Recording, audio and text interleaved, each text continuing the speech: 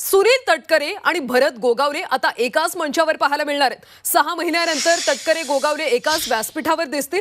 माणगाव मधल्या भूमिपूजनाच्या कार्यक्रमात दोघे एकत्र दिसणार आहेत। गवळी समाजाने दोघांना एकत्र आणल्याचं पाहायला मिळते। तटकरे रायगडच्या पालकमंत्री पदावरून राष्ट्रवादी आणि शिवसेनेत गेले काही महिन्यांपासून कुरघोडी सुरू आहे। पालकमंत्री पदावरून 2 दिशेला तोंड असलेले राष्ट्रवादीचे प्रदेशाध्यक्ष सुनील तटकरे आणि रोजगार हमी योजना मंत्री भरत गोगावले हे एका कार्यक्रमानिमित्त एकाच व्यासपीठावर आलेत।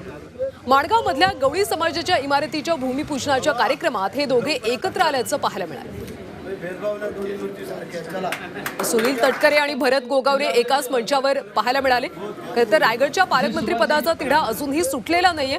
दोघांमध्ये एक प्रकारे सुप्त वाद असल्याचं पाहायला मिळतंय। मात्र आज एका कार्यक्रमानिमित्त तटकरे आणि गोगावले एकाच व्यासपीठावर आल्याचं पाहायला मिळालं। दरम्यान गवळी समाजाने आम्हाला दोघांना एकत्र आणलं असं तटकरे यांनी म्हटलं।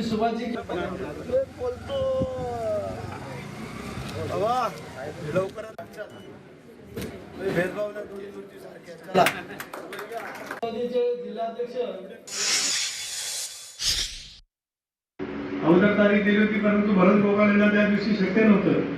पुन्हाची तारीख तसं त्यांच्या सोयीने काय काय गोष्टी मी घेत असतो, त्यांना तसं वाटत असतं पण काम वाटत नाही। पण एक खरं आहे की गेल्या 6 महिन्यात आम्हाला दोघांना व्यासपीठावरती कोणी आणलं नव्हतं, ते गवळ्यांनी आणलं। आता आमची सांगितलं हसते, रमेश मोरे तर आणखीन जास्ती गालात खुदखुद हसते। किंवाच ठिकाणी उजव्या बाजूला बसले गप्प आहेत, काका नौकडे मागे आहेत। पण हे खरं आहे की गेल्या 6 महिन्यात काय एकत्र केलं एका व्यासपीठावरती यांना त्या कारणाने ते व्यासपीठ कळत गेलं, का केलं, कशाने गेलं, कशामुळे गेलं त्याच्या तपशिलात जाण्याचा आज काय तो प्रश्न नाही।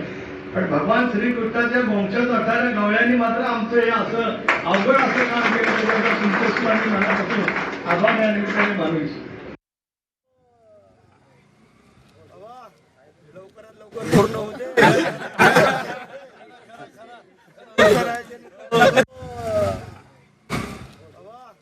लवकरात लवकर पूर्ण होते।